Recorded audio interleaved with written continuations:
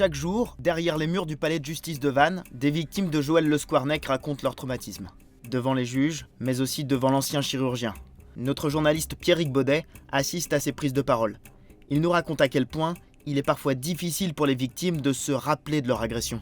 Nombre de victimes de Joël Le Squarnec ne se souviennent pas d'avoir été agressées sexuellement ou violées, ce qui peut être tout à fait normal parce que soit elles étaient sous l'effet des produits anesthésiants, mais aussi soit parce qu'elles étaient trop jeunes. Et puis il y a ce qu'on appelle la mémoire traumatique, c'est-à-dire que le cerveau opère certaines opérations et donc il refoule un peu tout ce que la personne a vécu. C'est le cas de ces deux sœurs, agressées toutes les deux à Vannes, par Joël Le Squarnec, à moins de 2 ans d'intervalle, sans même s'en rappeler.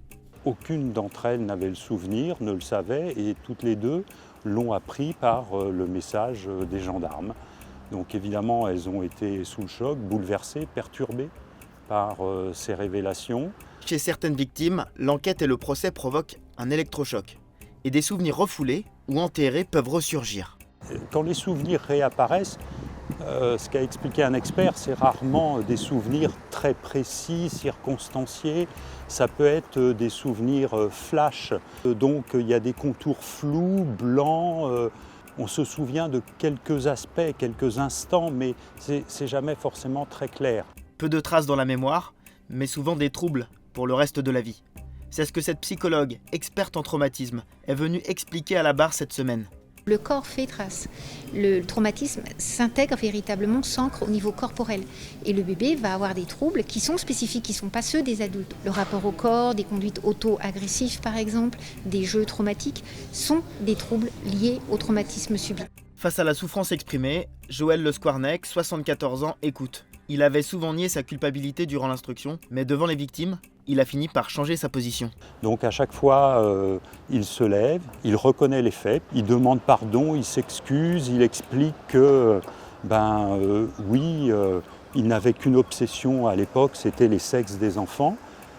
Mais ce qui est très perturbant, troublant, c'est qu'en même temps, il dit « Je suis désolé, madame, monsieur, mais non, je n'ai pas de souvenir, je ne me souviens pas de vous. » Ce procès peut-il faire office de thérapie pour les victimes ? Le traumatisme peut-il s'estomper ? La réponse est oui, d'après ce pédopsychiatre, lui aussi, venu partager son expertise devant le tribunal. Alors ce qu'on ne pourra jamais faire, c'est revenir à la période bénie du paradis d'avant, où tout ça n'était pas arrivé. On saura toujours que c'est arrivé. Ça, on ne peut pas revenir en arrière. Par contre, ce qu'on peut soigner, c'est toute la détresse que ça occasionne. Les événements traumatiques peuvent devenir un mauvais souvenir comme les autres. La place que va prendre le procès dans le parcours de rétablissement, c'est une place de reconnaissance sociale et c'est reconnu par la société. Et ça, c'est un temps important, c'est un retour parmi les vivants. 299 victimes sont concernées par ce procès. 75 jours d'audience sont prévus et le verdict pourrait intervenir le 28 mai. Joël Le Squarnec encourt à Vannes une peine de 20 ans de réclusion criminelle pour viol et agression sexuelle.